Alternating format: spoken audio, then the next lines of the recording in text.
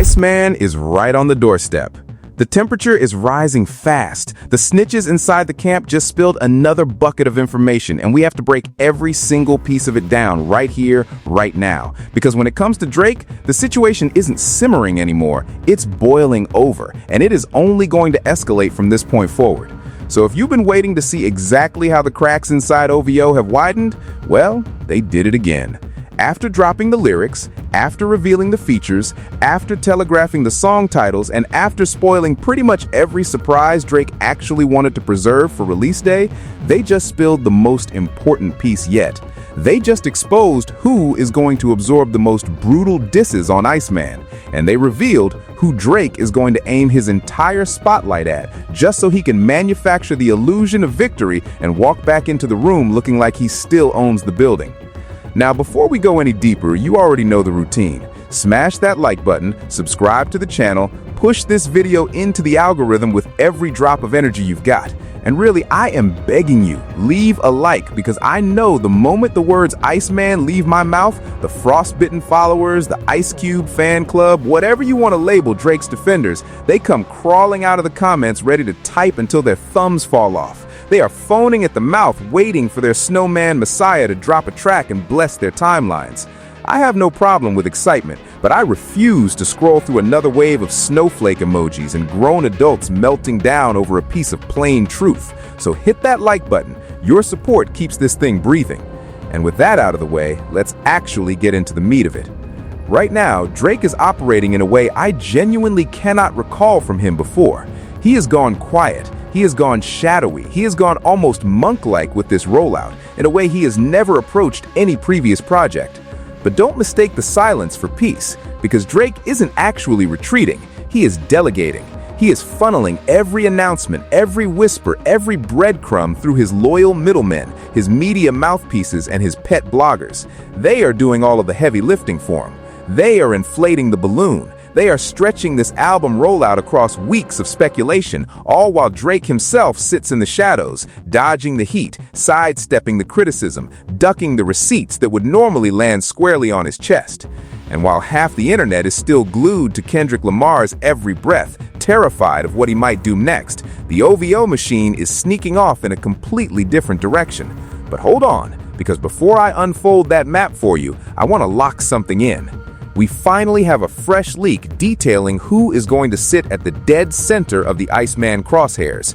And it isn't who you think. The name that's about to take more shrapnel than Kendrick Lamar, more shrapnel than Lucian Grange, more shrapnel than the entire UMG corporate tower is somebody who could genuinely have his entire legacy rewritten if Drake's claim is even halfway believable. And the man we are talking about, the man Drake is allegedly preparing to lay flat on the surgical table, is none other than Jay-Z, Hove, the blueprint himself.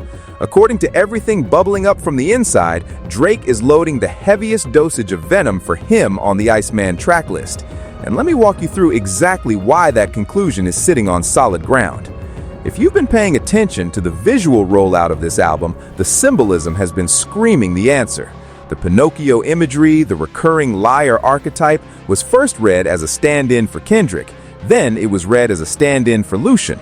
But what most people overlooked is that there isn't just one Pinocchio in those teaser drops. There are multiple.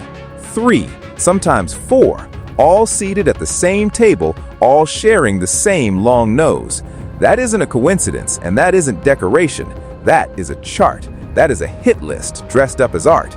Each one of those wooden faces represents a different target Drake has marked. One for Lucian, one for Kendrick, one for Jay-Z, and maybe even one more name still hiding behind the curtain. That is the framework everything else snaps into. We already know Lucian and UMG are guaranteed casualties on this album. Drake told on himself when he plastered that Iceman zine with a photograph of Lucian and Dr. Dre clapping hands, celebrating Not Like Us winning Record of the Year. You don't post that picture if you're at peace. You post that picture if you're sharpening a knife. And if you happen to miss the chaos earlier this week when Kendrick's catalog briefly vanished from streaming because of a licensing dispute, well, a leaker dropped what appears to be a verifiable lyric snippet during the same news cycle. The source has a track record. The line allegedly comes from a record called Make Them Cry, and it reads something close to, "I'll never forget that July. That was the lowest I'd been in a minute." That is a direct reference to July 4th, 2024, the day Kendrick released the Not Like Us video and lit Drake's career on fire on National Holiday Weekend. So the Lucian piece is locked, the Kendrick piece is locked, but the third target, the new one, the one Drake apparently believes he has the most damaging dirt on, the one he believes he can actually break, sits in that strange overlapping zone between mogul, executive, founder, and rapper. And that man is Jay-Z. And yeah, I know what some people will say. There are dozens of bitter rappers from that era who feel like Rockefeller owed them something they never got. Most of those grudges are nothing more than wounded pride. None of that matters here. What matters is the precise selection. Drake didn't grab a random Ghostwriter case for that page. He grabbed the one man whose entire bitterness orbit traces directly back to Jay-Z. And out of every face he could have placed in that collage, he handpicked the obscure Rockefeller reject who has been screaming about Jay for 20 years. There is only one rational reading of that move. Drake is preparing to allege that Calico was the unseen pen behind Jay-Z's most iconic moments. The most popular theory bubbling out of the OVO orbit right now is that Drake is gearing up to brand Jay-Z as a fraud, a man with a ghostwriter, a king with a hollow crown, a career-ending accusation aimed at the one MC whose entire mythology is built around freestyling everything in his head. But hold on, because I have to play you something that complicates the entire theory. DJ Academics recently reacted to this whole storyline, and what he said is more important than people realized. Listen carefully. He said he wouldn't immediately jump to the conclusion that the photograph alone suggests Jay-Z used writers. He admitted the coincidence is interesting, but he said with full respect, despite his own well-known issues with Jay-Z's catalog, he refuses to put Hov's pen in question over a single photograph. He went deeper. He pointed out something most fans completely miss. When a rapper genuinely uses a ghostwriter, you can usually find that ghostwriter's fingerprints. You can hear the cadences, you can hear the patterns. He compared it to Quentin Miller and Drake on If You're Reading This Is Too Late, where the rhythm patterns and flows lined up so cleanly that the connection became impossible to ignore. Axe said he simply cannot identify that same fingerprint between Calico and Jay-Z. And that admission is enormous, because if Academics, of all people, the man who would normally jump on any Jay-Z slander with both feet, is hesitating, that tells me one of two things.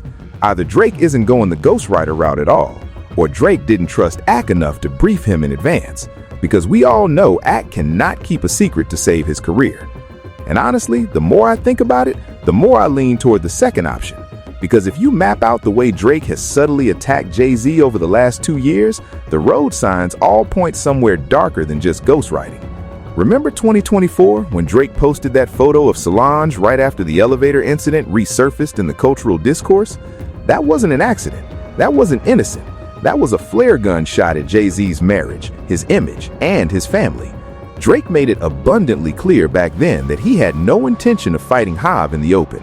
His weapon of choice has always been the cryptic jab, the subliminal, the dressed-up insult buried under 3 layers of plausible deniability. And if he was already throwing covert shots that long ago, you can bet what he has loaded for Iceman is something dramatically heavier than just a ghostwriter accusation. Now, layer on top of that the way Academics has spent the last several weeks systematically dragging Jay-Z into the dirt. He has gone from passive critic to full demolition mode. He started declaring that this is supposedly the year of Jay-Z because it is the 30th anniversary of Reasonable Doubt. He started predicting that the industry would shower Hov with manufactured awards.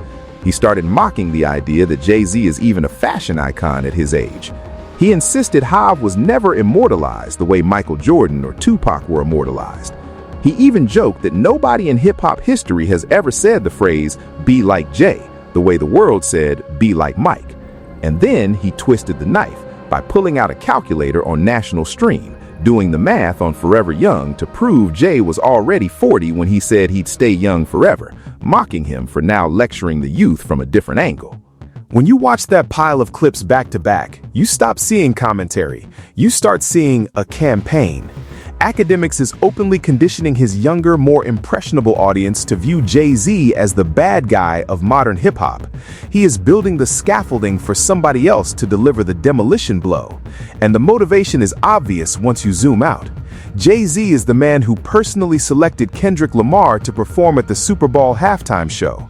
Jay-Z is the man who handed Kendrick the largest stage in entertainment to drop Not Like Us in front of 130 million viewers.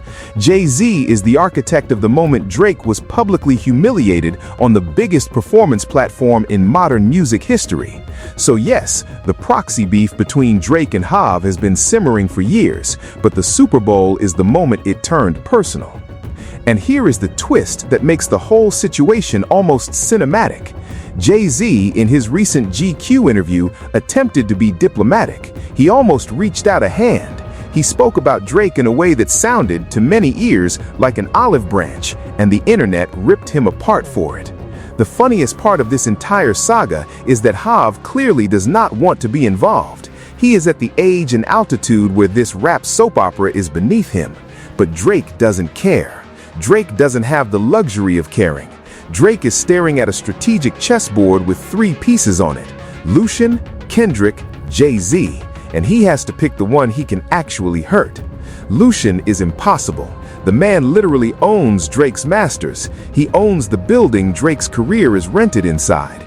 Going at him with full force would be commercial suicide. Kendrick is even worse.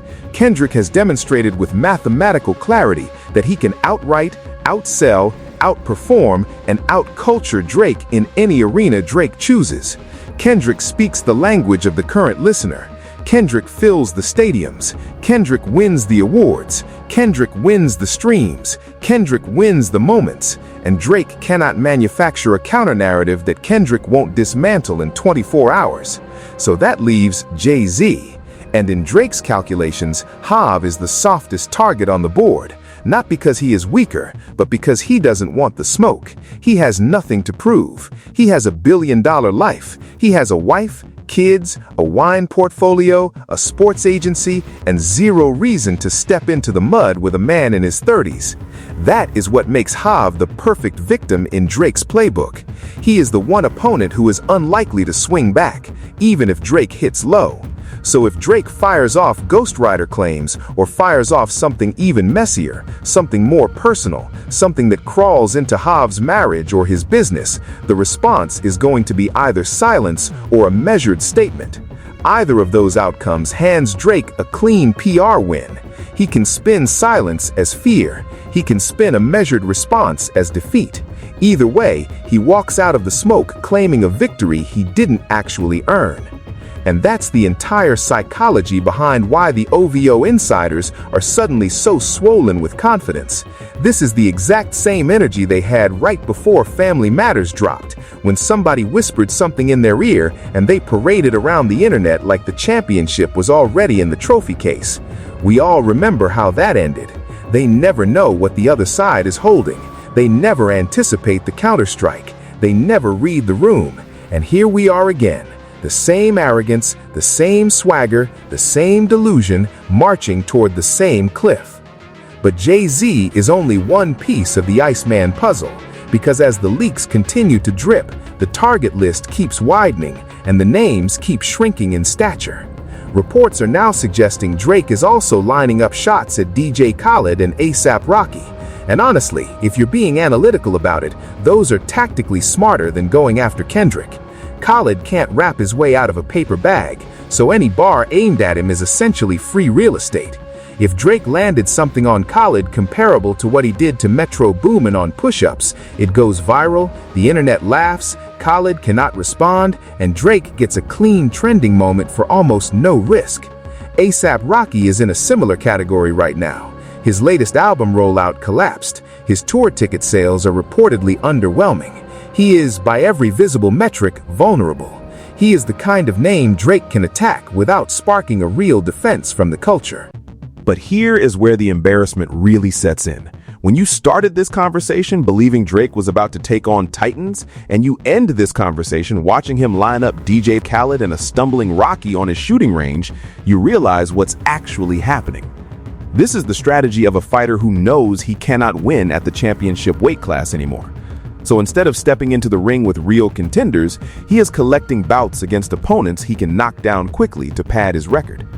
Jay-Z still belongs in the elite division alongside Kendrick and Lupe Fiasco, but the rest of this list reads like a tomato can convention. Khaled, Rocky, and I would not be surprised in the slightest if Drake also throws subliminal jabs at LeBron James, at Conan O'Brien, at Trevor Noah, at every comedian who cracked a joke at his expense during award season. The list of potential targets is genuinely endless because the pool of people who have mocked Drake in the last 18 months is enormous. The strategy Drake is hoping pays off is the storm strategy. Throw enough small disses at enough small targets, and the cumulative noise creates the illusion of dominance. He is not trying to win a single fight. He is trying to generate enough simultaneous turbulence to look like a warlord. But none of that smoke removes the three names that actually matter: Lucian, Kendrick, Jay-Z. Those are the giants still standing on the table. And the Jay-Z play is the one that currently holds the most credibility, even if cracks are already showing inside the theory. At this point, Drake just needs to stop telegraphing and actually pull the trigger. The talking has stretched beyond reasonable. The leaks have outpaced the music. The hype has eaten itself. It is time to deliver or shut up forever. One more thing before I close this out, because this might genuinely be the final conversation we have before Iceman lands. I am almost completely convinced the game is going to appear on this album. The signals are too loud to ignore. And here is why that's significant. If Drake is going to war with Kendrick and Jay-Z in the same album cycle, having the game on the roster makes perfect strategic sense, even if it ends up hurting the game more than helping him. Because the game is one of the few rappers alive who carries personal grievances against both targets. He believes Dr. Dre, the West Coast lineage, and Kendrick himself sidelined his legacy. And what was the inciting incident? The 2022 Super Bowl halftime show. Who programmed that show? Jay-Z, Roc Nation, the same architect. So when you zoom out across the full landscape, you realize every single one of these chess moves traces back to one cultural earthquake: the Super Bowl, the halftime show, the decision Jay-Z made about who got that platform, Drake's vendetta, the game's resentment, Kendrick's coronation, the cultural realignment of hip-hop power. Every domino on this board fell because of one stage decision by one man, and Hav keeps quietly leveling up while everybody else scrambles in his shadow. You can even extend it beyond rap. The Bad Bunny halftime controversy this year, the manufactured outrage, the cultural debate, all of it traces back to the same Jay-Z infrastructure. Hav is not just winning, he is becoming the gravitational center the entire industry orbits around.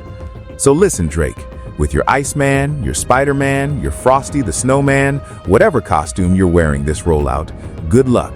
Because if this is genuinely the strategy you're building your comeback around, if this is the bullet you've been saving in the chamber, if these are the names on your shooting list, you are going to need a miracle the size of Madison Square Garden to pull it off.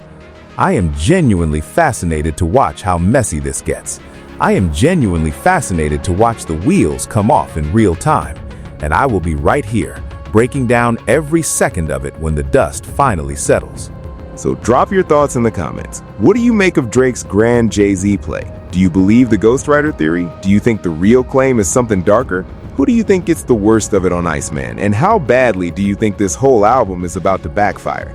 If you made it this deep into the video, you already know the deal. Smash the like, subscribe, push the algorithm, do everything you can to keep this channel breathing, because I refuse to scroll through another flood of frozen emojis from the Icicle Brigade. I want to see real ones. I want to see the people who actually want the truth, the people who can stomach a real conversation about this album without losing their composure. I will see you in the next one. And if you want to stick around and find out how Kendrick Lamar somehow turned this entire Iceman chaos into the biggest momentum boost of his career, how every move Drake makes seems to feed Kendrick's mythology further, and how his next album is positioned to shatter every record on the books and reshape the modern hip-hop hierarchy permanently, check out the suggested video right now, because you will not want to miss a single second of what is about to land.